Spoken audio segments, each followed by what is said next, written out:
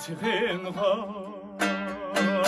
könlümni izlep ne bulur bu çiçek cananım kelse.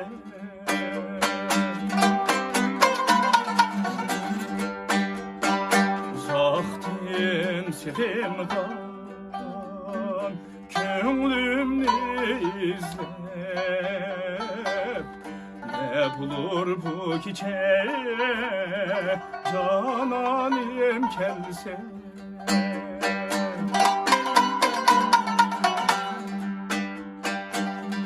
Telmürüp yoliga tekeza buldum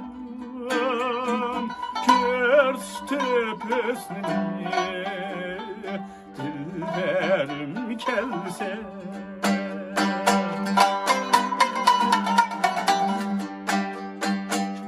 Telmürüp yoliga tekeza buldum